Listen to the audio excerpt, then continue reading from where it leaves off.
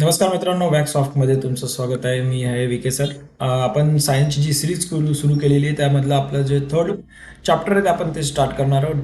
ज्याचं नाव आहे diversity in living things and their classification. ठीक आहे.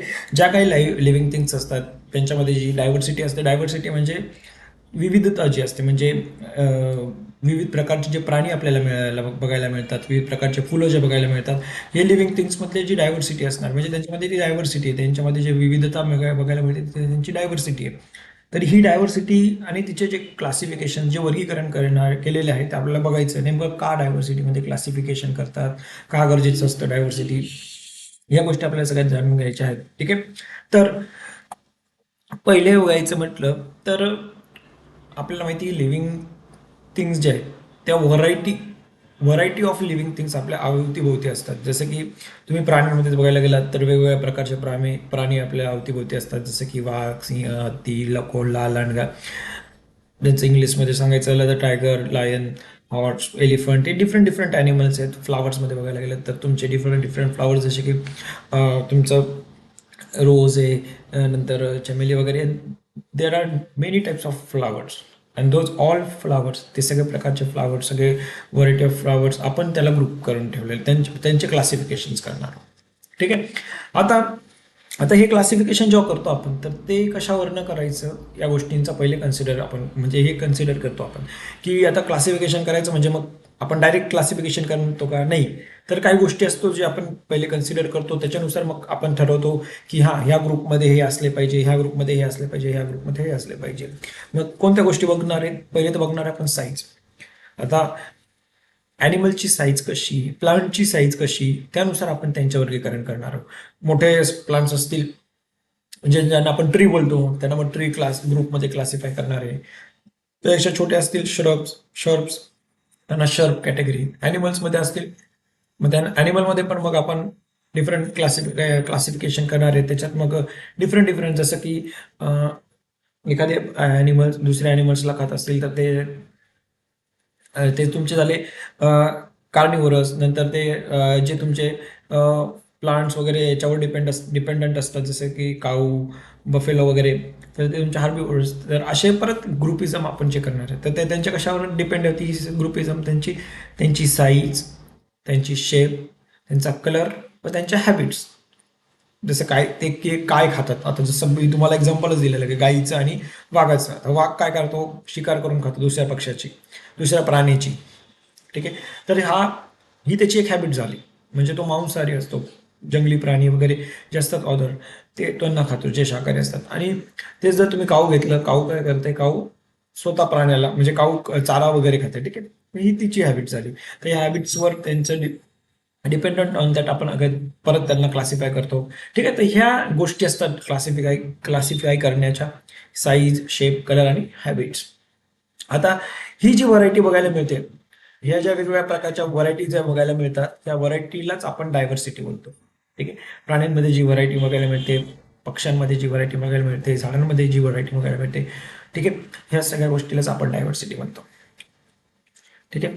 आता डायव्हर्सिटी असण्याचं कारण काय असतं, तर डायव्हर्सिटीमुळे जो सजीव जीव आहे त्या नेचरमध्ये त्याला सर्व्हाइव्ह करण्यास मदत मिळते. बरोबर आहे. एखादा प्राणी शक्तिशाली हत्तीसारखा मोठा आहे, तर तो मोठा काय, आणि तो मोठा असल्या कारणाने त्याला काय होतं, तो ज्या नेचरमध्ये त्या नेचरमध्ये त्याला सर्व्हाइव्ह करण्यास ताकद मिळते किंवा त्याला सर्व्हाइव्ह करता येतं. तर मग हेच डायव्हर्सिटी असण्यामागचं सगळ्यात मोठं मेन फंक्शन आहे. ठीक आहे. आता बघा, डायव्हर्सिटी म्हणजे काय हा प्रश्न जर तुम्हाला विचारला तर सगळ्यात सिंपल सांगायचं, डिफरंट डिफरंट ॲनिमल्समध्ये किंवा प्लांट्समध्ये, ज्याला मी सिंपल वर्डमध्ये सांगेल तर लिव्हिंग ऑर्गॅनिझम, डिफरंट लिव्हिंग ऑर्गॅनिझम्समध्ये जे डिफरन्सेस असतात तेच म्हणजे त्यांची डायव्हर्सिटी. ठीक आहे. डायव्हर्सिटी प्राण्यांमध्ये असते, पक्ष्यांमध्ये असते, झाडांमध्ये असते. तर ती का असते, तर सगळ्यात पहिलं कारण आहे त्यांच्या हॅबिटॅट्स, ते कोणत्या जागेवर आहेत. ठीक आहे. जसं उंट वाळवंटात असतो, मासे पाण्यात असतात, तर हे त्यांचे हॅबिटॅट्स झाले. मग त्यांचे हॅबिटॅट्स कुठे आहेत या गोष्टीवर डिपेंड असणार आहे त्यांची डायव्हर्सिटी. मग पहिलं कारण काय सांगायचं, habitats, different different habitats. That is the first reason behind the diversity. Second one is your food habits. त्यांचे जे फूड ते कन्झ्युम करतायत ते फूड कसे, म्हणजे ते दुसऱ्या प्राण्यांना मारून खात आहेत, दुसऱ्या प्राण्यांची शिकार करून खात आहेत, की प्लांट्स खात आहेत, झाडं असतील तर ते कशा प्रकारे फूड स्वतःचं बनवत आहेत. तर ह्या डिफरंट त्यांच्या फूड हॅबिट्स ज्या आहेत, अकॉर्डिंग टू दॅट आपण परत त्याला क्लासिफाय करतो. म्हणजे त्याच्यावर तुमची डायव्हर्सिटी ठरत असते, दुसरं.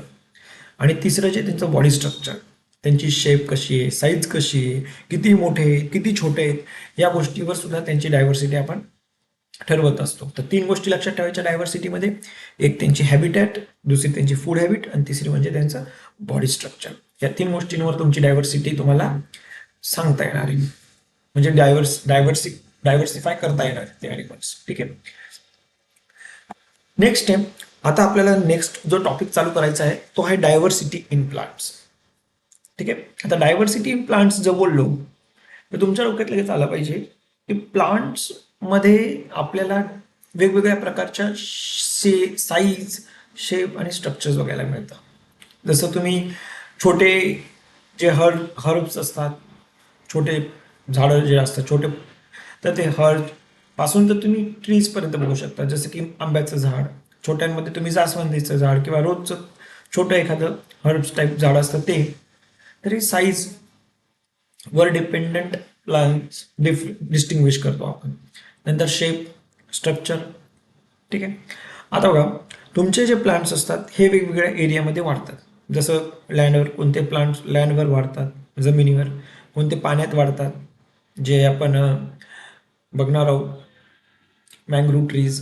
नंतर डेझर्टमध्ये काय वाढतात, जसं कॅक्टस वगैरे, आणि काही मार्शी एरियाजमध्ये मार्शी ग्रास ज्याला बोलतो आपण, ग्रास. तर हे डिफरंट डिफरंट एरियावर आपल्याला, डिफरंट डिफरंट प्लेसेसवर आपल्याला डिफरंट डिफरंट टाईप्सचे प्लांट्स बघायला मिळतात. म्हणजे जर तुम्ही लँडवर गेलात कधी, लँडवरचं नॉर्मल आपल्या जर आपल्या अवतीभोवती गेलात तर तुम्हाला इथे ट्री बघितली एखादी, सपोज तुम्ही मँगो ट्री बघितली, मँगो ट्री लँडवर असते, बरोबर आहे.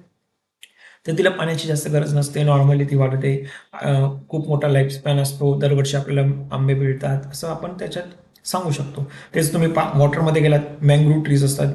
आता आपल्या भारतात इथे तर बघायला मिळणार नाही, पण मग समुद्रकिनारी प्रदेशात जर गेलात तर तिथे तुम्हाला मँग्रोव्ह ट्रीज बघायला मिळतील. तर त्यांचं हॅबिटॅट वेगळं असतं, त्यांचे हॅबिट्स वेगळे असतात, त्यांचे स्ट्रक्चर्स वेगळे असतात, साईज वेगळी असते, शेप वेगळी असते.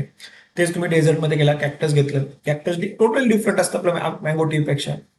मार्श एरियाजमध्ये मार्शी ग्रास असतात, those are also total different compared with are land plants, water plants and desert plant.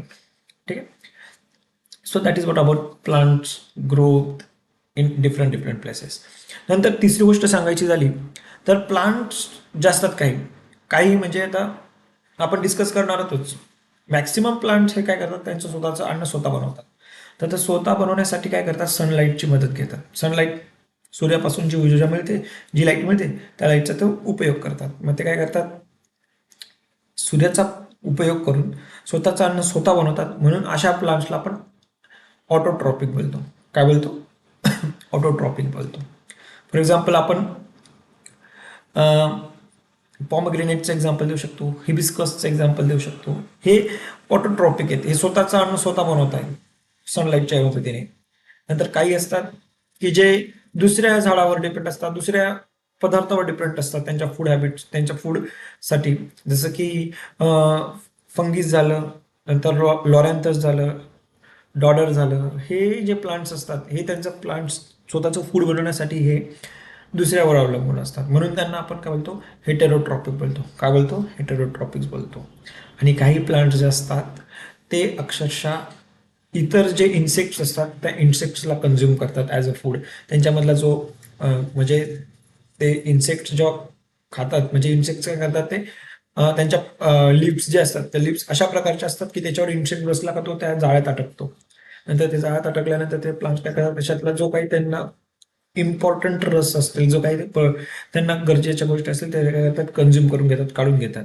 ठीक आहे. जसं पिचर प्लांटचं एक्झाम्पल आपल्याला घेता येईल. पिचर प्लांटचे जे लिव्ज असतात तर त्यामध्ये जेव्हा किडा किंवा एखादा इन्सेक्ट येऊन बसतो तर ते पिचर प्लांट काय करतात, ते क्लोज होऊन जातं. आणि जेव्हा क्लोज होतं तो किडा त्याच्यात अटकतो, आणि मग अटकल्यानंतर मग प्लांट त्याला विथ रिस्पेक्ट टू टाइम दाबत दाबत दाबत या त्याच्यातला पूर्ण जो इम्पॉर्टंट प्लांटसाठी रिक्वायर्ड जी गोष्टी असतात ते सगळे त्याच्यातनं तो शोषून घेतो.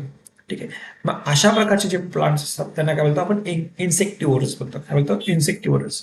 लक्षात ठेवा, आपण 3 टाईपचे प्लांट बघितले. एक ऑटोट्रॉपिक, सेकंड हेटेरोट्रॉपिक आणि थर्ड इन्सेक्टिव्हरस. ऑटोट्रॉपिक म्हणजे स्वतःचा अन्न स्वतः बनवणारे.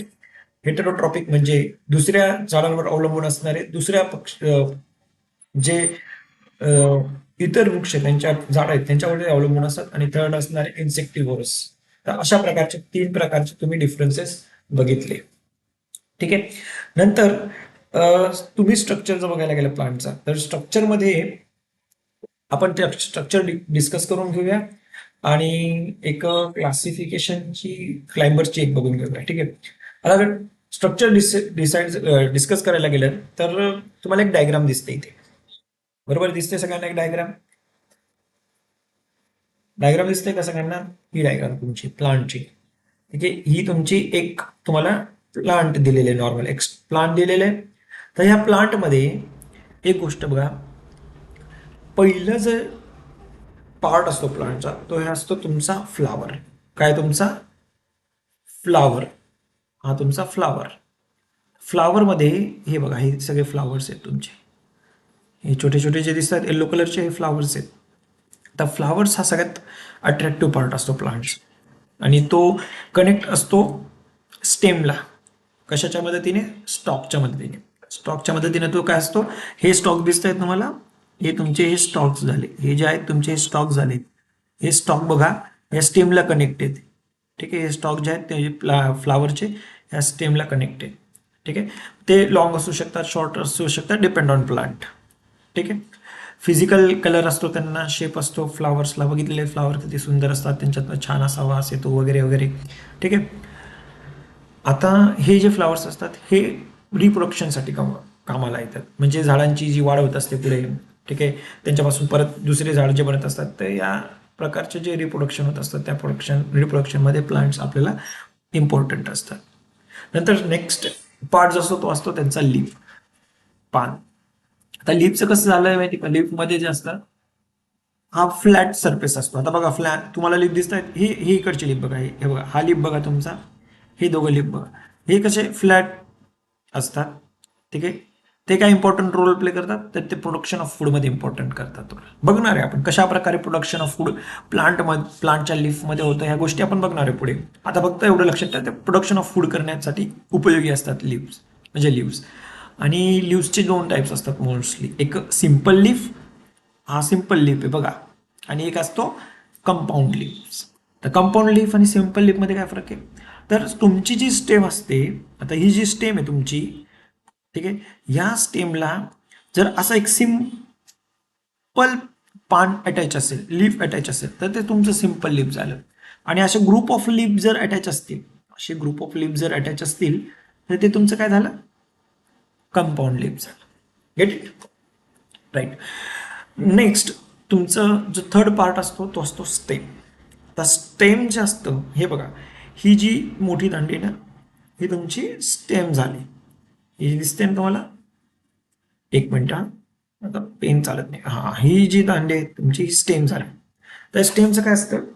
स्टेमला स्टेम ही त्या झाडाच्या म्हणजे स्टेम हाईट, शेप आणि साईज जे असते प्लांट्स त्याच्यावर डिपेंड असतं. स्टेमवर डिपेंड असते. ठीक आहे. झाडाची हाईट, शेप, साईज, किती मोठी स्टेम आहे त्याच्यावर हाईट, साईज, शेप ठरणार आहे झाडाची. ठीक आहे. स्टेम कशाचं प्रोडक्शन? फूडचं प्रोडक्शन, कंडक्शन आणि स्टोरेज. म्हणजे काय? इन शॉर्ट तुम्ही असं म्हणू शकता, पाईपलाईन असते ती. पाईपलाईन असते आणि म्हणजे एक फॅक्टरी म्हणू शकतात त्याला तुम्ही, ज्याच्यात काय होतं, प्रोडक्शन पण होते फूडचं, कंडक्शन पण होतंय, म्हणजे तिथून वाहूनही नेले जातं. म्हणजे तर फुलं बघा, या लिव्समध्ये फूड तयार झालं की मी स्टेम मार्फत दुसरीकडे इतर अदर ऑर्गन्समध्ये पोहोचवलं जाते. म्हणजे काय होतं? कंडक्शन होतंय. ते लीफ स्टेमला अटॅच आहेत म्हणून मग आपण म्हणता येईल की प्रोडक्शन पण इथेच होतं ना स्टेमला लागून, म्हणजे मग प्रोडक्शन पण होत आहे. आणि स्टोरेज पण केले जाते, म्हणजे फूड तिथं साठवलंही जाते, म्हणजे मग स्टोरेज पण होत आहे. अशा प्रकारे डिफरंट प्रोडक्शन, कंडक्शन आणि स्टोरेज तिघं काम तुमचे स्टेम करत असते. ठीक आहे. आणि काही काही जे प्लांट्स असतात त्यांच्यामध्ये रिप्रोडक्शन सुद्धा स्टेम करून टाकतं, म्हणजे चार चार कामं करून टाकतं काही काही प्लांट्समध्ये, नॉट ऑल, सम ऑफ ते. ठीक आहे. नंतर सगळ्यात महत्त्वाचं काम करतं ते म्हणजे झाडाला सपोर्ट करण्याचं. Okay, it give support to other plant, other parts of the plant, म्हणजे जे इतर पार्ट्स आहेत, जसं तुमचं सांगितलं मी लीफ आहेत, फ्लावर्स आहेत, फ्रुट्स आहेत, त्याचं सगळ्यांना सपोर्ट करण्याचं काम तुमचं स्टेम करत असतं. नंतर एक पार्ट असतो 4th नंबरचा, तो तुमचा फ्रूट. तो काय तुमचा फ्रूट. फ्रूट काय करता, फ्रूटला डिफरंट डिफरंट शेप्स असतात माहिती. तुम्ही आंबा कसा असतो बघितलेला आहे, ॲपल कसा असतो बघितलेलं आहे. ठीक आहे. नंतर बनाना कसा असतो बघितलं आहे. तर हे डिफरंट डिफरंट फ्रुट्स आहेत, मग डिफरंट डिफरंट शेप्स आहेत ना, त्यांना शेप्स आहेत, कलर्स आहेत, सगळं सगळं सगळं त्यांचं वेगवेगळं आहे. फ्रुट्समध्ये एकापेक्षा जास्त सीड्स कंटेंट्स असतात. म्हणजे तुम्ही आता बघा, मँगोचं घेतलं, मँगोमध्ये एकच सीड असते, ज्याला आपण कोय बोलतो बघा, तर ती एकच सीड असते मँगोमध्ये. तेच तुम्ही गुआवा घेतलं तर त्याच्यात खूप साऱ्या सीड्स असतात, डिफरंट, छोट्या छोट्या छोट्या छोट्या. ठीक आहे. नंतर नेक्स्ट जो पार्ट असतो तो आहे तुमचा रूट, सगळ्यात इम्पॉर्टंट पार्ट. रूट जे असतात तर ते जमिनीमध्ये गेलेले असतात. काही रूट्स वरती थोडेफार बघायला मिळतात, पण हे मोस्टली रूट्स हे कुठे असतात, जमिनीच्या खालीच असतात. ठीक आहे. हे बघा, हे डायग्राममध्ये बघा, हे तुमचे रूट्स आहेत. तर रूट्स हे सॉईलला फर्मली पकडून ठेवतात, झाडाला म्हणजे सपोर्ट देण्याचं काम. जसं आपण बघा, कोणतं एखादं टेंट उभारतो तर तेव्हा दोरी बांधून कसं आपण त्याला टेंट टाईट करत असतो, म्हणजे सपोर्टिंगसाठी. सेम तेच काम इथे, त्यांच्या दोऱ्या असतात ना, तेच काम इथे ते तुमचं रूट करत असतं. ठीक आहे. आणि दुसरं मेन फंक्शन काय करत असतं, की सॉईलमध्ये जे काही न्यूट्रियंट्स आहेत, जे झाडासाठी उपयोगी आहेत, तर ते ॲब्झॉर्ब करायचं आणि ट्रान्सपोर्ट करायचं काम तुमचं कोण करत असतं, रूट करत असतो सॉईलमधले. ठीक आहे. आणि काही जे पदार्थ, काही जे फूड्स आहेत, तर ते त्यांच्या रूट्समध्येच फूड स्टोअर करतात. जसं कॅरेट तुमचं, रॅडिश तुमचं एक एक्झाम्पल देता येईल तुम्हाला. जनरली दोन टाईपचे रूट असतात, एक असतं टॅप रूट आणि एक असतं फायबरस रूट. टॅप रूट म्हणजे हे अशा प्रकारचं, हे विस्कस बन्यांचं, हे बघा, हे टॅप रूट आहेत. आणि फायबरस म्हणजे हे फायबरस नेचर असणार आहे त्यांचं, खूप असं जाळे जाळे जाळे टाईप असणारे फायबरस रूट येते. ऑनियन ग्रास वगैरे आपण बघणार आहोत ते. ठीक आहे. तर या प्रकारे आपण इथेच थांबूया. नेक्स्ट पार्टमध्ये आपल्याला उरलेले जे चॅप्टर आहेत ते आपण कव्हर करूयात. ठीक आहे. तोपर्यंत अभ्यास करत राहा, बघत राहा.